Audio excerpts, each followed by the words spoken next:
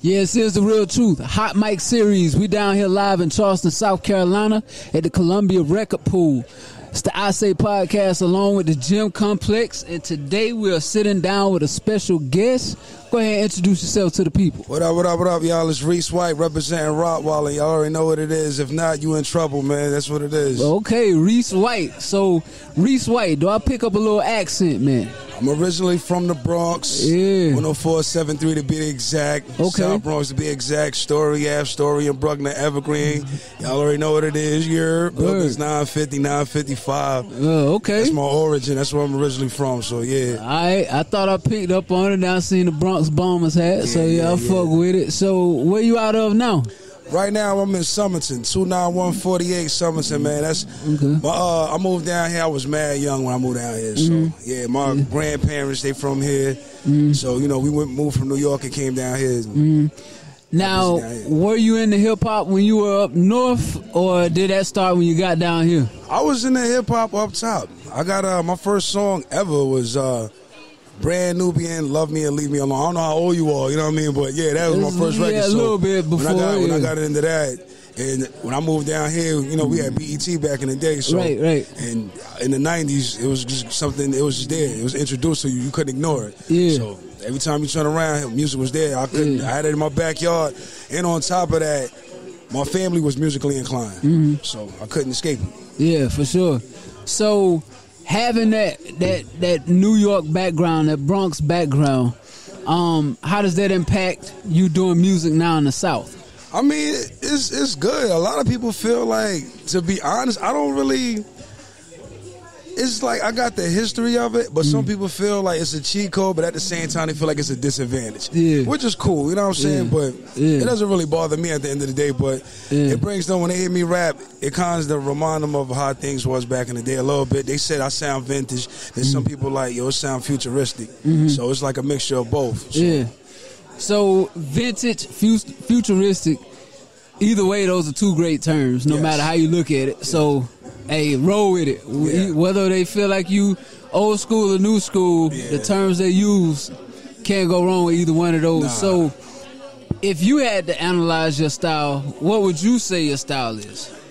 For me, it's just being yourself. I think everybody need to be themselves. Like, that's my whole thing. I don't care where the demographics at. Just sound like yourself, because you got to look at it. It's a million of us doing the same thing. Right. And people going to look at what makes you different from this artist, what makes you different from that artist. Because somebody ever came to you with music, somebody ever told you, like, I do music, and you like, another one of y'all. Yeah. But they're actually good. Some of us have a passion.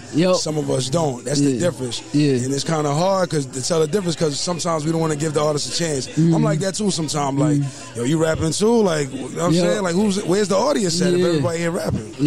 So, you're right. And you hit the nail on the head with that. And I've been pleasantly surprised, I would say, quite a few times where somebody told me they rap, and I'm just like, here's another rapper. Yeah. And I listen, and I'm like, I see why they rap. Like, they go hard. So, what's your long-term goal? Like, are you looking to sign a deal, or are you just doing this because it's something you enjoy? Like, what's your goal? I enjoy it, too. My long-term goal, deal-wise, I'm looking at either distribution or management. Because I know what's going on with the marketing, but I also understand that there's a lane for everything. So, I'm not looking for a record label this time. I'm going to be honest. You know what I'm saying? But I'm not doubting myself. It's just all good, too. But if anything, I do a management or distribution. You know what I'm saying? So, but I'm going to keep working hard regardless. Okay. Work hard regardless. You working on anything right now? Anything that the people need to be on the lookout for in the future? Yes. Right now, I just dropped the Reese Caps Volume 2. The term Reese Caps came from, it's like a best of. So it's a recap of stuff I've already done. So Volume 1 came out last year. I dropped my album for the first time called White Work Volume 1. So this year, we're dropping a joint called White Out Volume 2. White Out. The White House joints are the warm-up to the White Works. I'm doing White Work Volume 2 at the end of the year. But White Out Volume 2 is coming out during the summertime. Being that it's 2022 this year.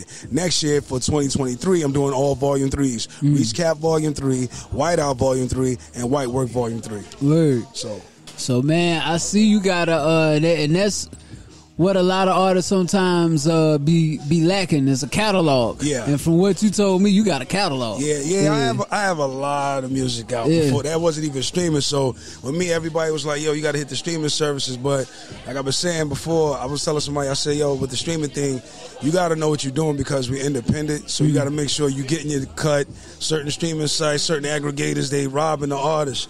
They being that it's a million of us with thirsty. So, you know, they're going to try to take advantage of that. You got to be careful. Read your terms and conditions as much as possible. It's just like signing a contract. You got to read everything. Don't just rap.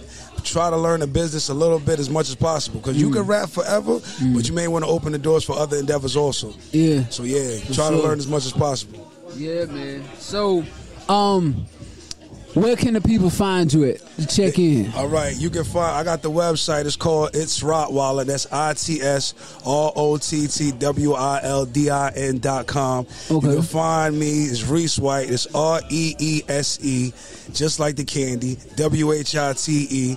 So you can find me. I'm on Apple Music. I'm on Spotify. Okay. I'm on Tidal. I'm all over the place. I'm also on YouTube. I got the channel on YouTube, the Rottweiler channel. For those who don't know how it's spelled again, it's ROTTWILDIN.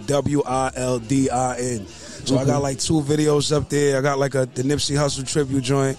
I got another joint called Sustain. That's off the White Work Volume 1 album. It's been getting a lot of love. So yeah, man. So we just handling business. You got any collaborators that you done collab with lately, or collaborators? On the album I was mostly dolo. Okay. The reason why I wanted to show people that I could do it. So a lot of people, you know what I'm saying, I wanted to show people I could make an album. Yeah. So for this one, but I'm gonna reach out a couple of people though. I worked with some great people in the past. There's a couple of artists here from SC. My man's Carolina Cool. Okay. My man Eric, his name is Heir to the Throne. My man Shaquan House. My man's Ray Gunn.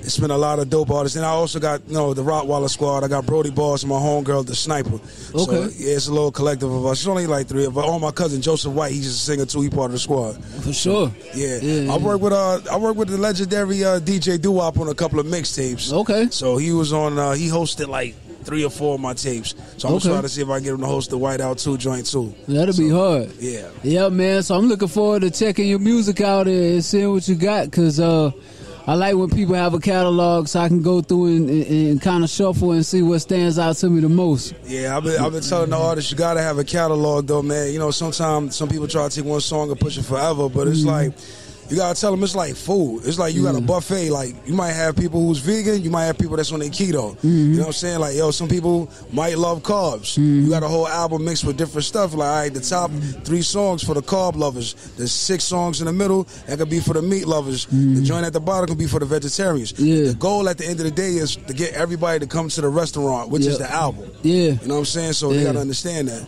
Another jewel. Y'all artists take notes, man. Get yourself a catalog /buffet. Yeah, there you go. Words from my man Reese White here.